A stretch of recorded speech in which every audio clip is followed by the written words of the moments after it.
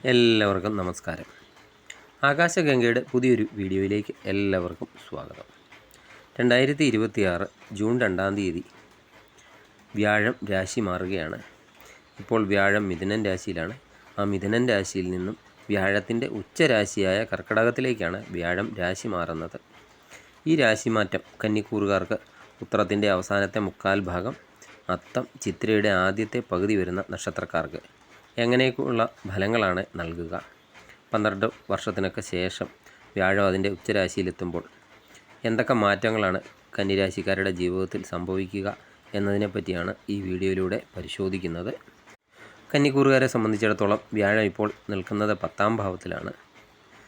വ്യാഴം രാശി മാറുമ്പോൾ അത് 11-ാം ഭാവത്തിലേക്കാണ് രാശി മാറുന്നത്. 11-ലെ വ്യാഴം സർവൈശ്വര്യ പ്രദായകൻ എന്നാണ് അറിയപ്പെടുന്നത്. കർക്കിടകൻ രാശി വ്യാഴത്തിൻ്റെ ഉച്ചരാശി കൂടിയായതിനാൽ ഈ മാറ്റത്തിൻ്റെ ഗുണം ഇരട്ടി ആയിരിക്കും. ഏറ്റവും പ്രധാനപ്പെട്ട മാറ്റം നിങ്ങളുടെ സാമ്പത്തിക മേഖലയിലായിരിക്കും ഉണ്ടാകുന്നത്. വരുമാനത്തിലൊക്കെ വർധനവുണ്ടാകുന്നതാണ്.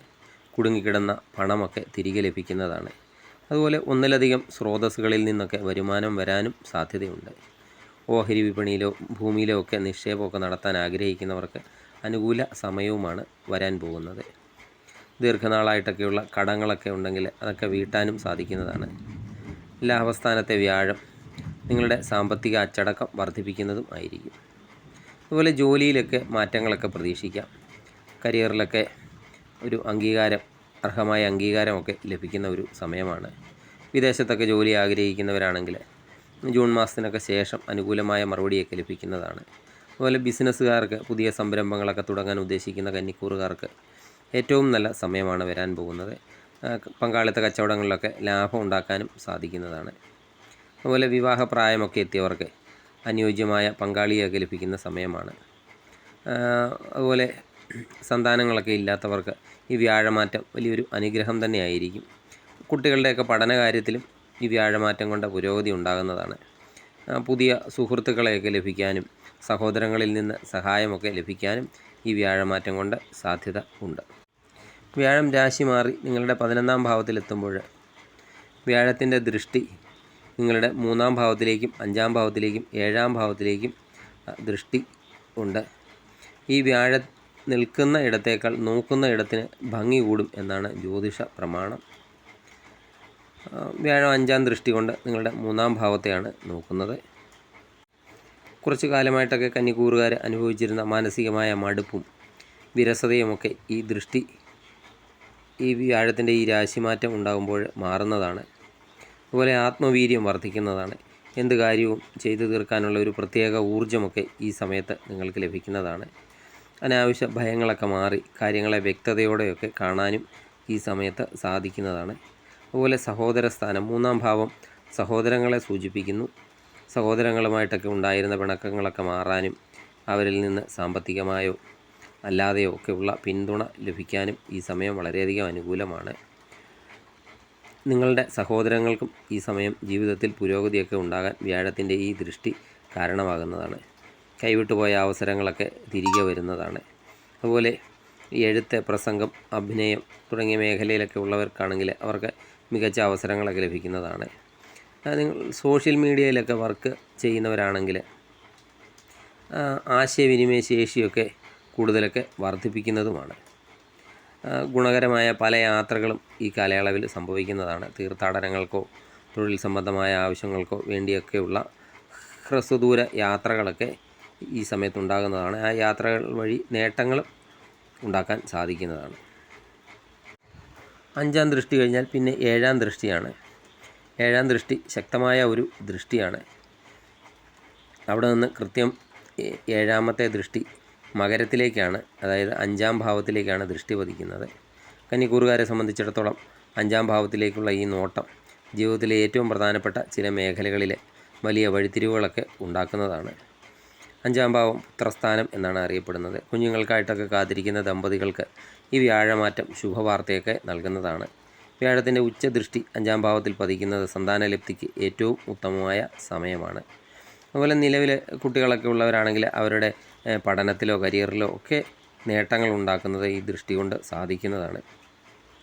5-ാം ഭാവം ബുദ്ധിയുടെയും ഭാവമാണ്. ശരിയായ തീരുമാനങ്ങളൊക്കെ എടുക്കാനായിട്ട് ഈ സമയത്ത് നിങ്ങൾക്ക് കഴിയുന്നതാണ്. കഴിഞ്ഞ കാലങ്ങളിലൊക്കെ എടുത്ത തെറ്റായ തീരുമാനങ്ങളൊക്കെ തിരുത്താൻ ഈ ദൃഷ്ടി നിങ്ങളെ സഹായിക്കുന്നതാണ്. അതുപോലെ ആശയക്കുഴപ്പങ്ങളൊക്കെ മാറി ബുദ്ധിയൊക്കെ തെളിയുന്ന ഒരു സമയമാണ്. കലാപരമായ കഴിവുകളൊക്കെ ഈ സമയത്ത് വർദ്ധിക്കുന്നതാണ്. അതുപോലെ 5-ാം ഭാവം ഈ പൂർവ്വപുണ്യ സ്ഥാനമായതുകൊണ്ട് നിങ്ങൾ മുൻപൊക്കെ ചെയ്ത നല്ല കാര്യങ്ങളുടെ ഫലങ്ങളൊക്കെ ഇപ്പോൾ അനുഭവയോഗ്യമാകുന്നതാണ്.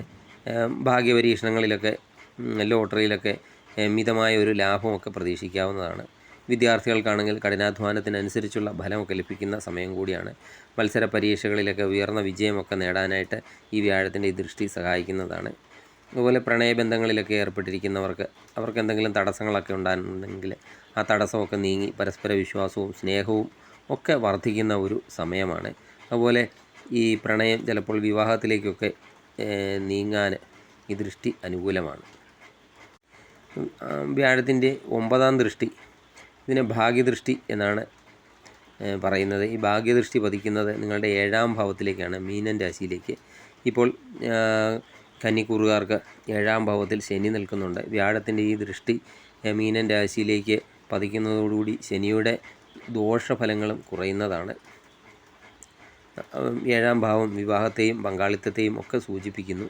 വിവാഹമൊക്കെ ആലോചിക്കുന്ന കന്നിക്കൂറുകാർക്ക് ഏറ്റവും മികച്ച സമയമാണ് വിവാഹത്തിന്. തടസ്സങ്ങളൊക്കെ മാറി അനുയോജ്യമായ പങ്കാളിയെയൊക്കെ കണ്ടെത്താൻ ഈ ദൃഷ്ടി സഹായിക്കുന്നതാണ്. അതുപോലെ ദാമ്പത്തിക സുഖം ഉണ്ടാകുന്നതാണ്. ദമ്പതികൾക്കിടയിൽ ഉണ്ടായിരുന്ന കശവിശകളൊക്കെ മാറുകയും പരസ്പര ധാരണയൊക്കെ വർദ്ധിക്കുകയും ഒക്കെ ചെയ്യുന്നതാണ്. അതുപോലെ പങ്കാളിയുടെ പേരിൽ എന്തെങ്കിലും സ്വത്തോ അല്ലെങ്കിൽ എന്തെങ്കിലും ആനുകൂല്യങ്ങളോ ഒക്കെ ലഭിക്കാനും ഈ സമയത്ത് സാധ്യതയും ഉണ്ട്. അതുപോലെ ബിസിനസ് ഒക്കെ ചെയ്യുന്നവർക്കാണെങ്കിൽ പുതിയ ബിസിനസ്സൊക്കെ തുടങ്ങാൻ ആഗ്രഹിക്കുന്നവർക്ക് വിശ്വസ്തരായ പാർട്ട്ണർമാരെയൊക്കെ ലഭിക്കുന്ന സമയമാണ്. നിലവിലുള്ള ബിസിനസ്സിൽ പുരോഗതിയും ലാഭവും ഒക്കെ ഈ വ്യാഴദൃഷ്ടി വഴി വന്നു ചേരുന്നതാണ്. വിദേശ രാജ്യങ്ങളുമായിട്ടൊക്കെ ബന്ധപ്പെട്ട ബിസിനസ്സൊക്കെ ചെയ്യുന്നവർക്ക് പുതിയ കരാറുകളൊക്കെ ലഭിക്കാനും സാധ്യതയുണ്ട്. അതുപോലെ രാഷ്ട്രീയത്തിലൊക്കെ അല്ലെങ്കിൽ പൊതു സേവന രംഗത്തൊക്കെ പ്രവർത്തിക്കുന്നവർക്ക് അംഗീകാരമൊക്കെ വർദ്ധിക്കുന്ന സമയമാണ്.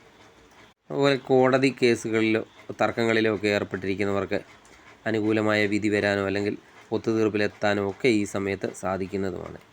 അതുപോലെ ശത്രുക്കളൊക്കെ ഒഴിഞ്ഞു പോകുന്ന ഒരു സമയം കൂടിയാണ്.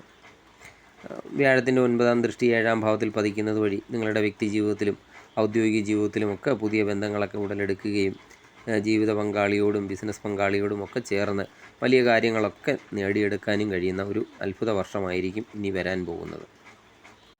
ശ്രദ്ധിക്കേണ്ട കാര്യം, ആരോഗ്യ കാര്യങ്ങളിൽ പ്രത്യേകിച്ച് ഭക്ഷണക്രമത്തിലൊക്കെ അല്പം ശ്രദ്ധ കൊടുക്കണം. അതുപോലെ അമിതമായ ആത്മവിശ്വാസമൊക്കെ ഒഴിവാക്കി വിവേകത്തോടെയൊക്കെ പ്രവർത്തിക്കേണ്ടതുമാണ്. വ്യാഴം ഉച്ചത്തിലായിരിക്കുന്നത് കൊണ്ട് അമിത ആത്മവിശ്വാസമൊക്കെ ഉണ്ടാകാം. അതൊക്കെ അല്പം ശ്രദ്ധിക്കേണ്ടതാണ്. ഇനി വ്യാഴത്തിൻ്റെ കൂടുതൽ ഗുണഫലങ്ങളൊക്കെ ലഭിക്കുന്നതിന് വേണ്ടി വ്യാഴാഴ്ചകളിൽ വിഷ്ണു ക്ഷേത്ര ദർശനം നടത്തുക. അതുപോലെ വിഷ്ണു സഹസ്രനാമം ദിവസവും പാരായണം ചെയ്യാൻ പറ്റുമെങ്കിൽ ചെയ്യുക. അല്ലെങ്കിൽ കേൾക്കാൻ പറ്റുന്നവരാണെങ്കിൽ വിഷ്ണു സഹസ്രനാമം കേൾക്കുന്നതും നിങ്ങൾക്ക് ഗുണം ചെയ്യുന്നതാണ്. അതുപോലെ വിഷ്ണു ക്ഷേത്രത്തിലെ ഭാഗ്യസൂക്ത പുഷ്പാഞ്ജലിയൊക്കെ നടത്തുന്നത് ഗുണഫലങ്ങളൊക്കെ വർദ്ധിപ്പിക്കാൻ സഹായിക്കുന്നതുമാണ്.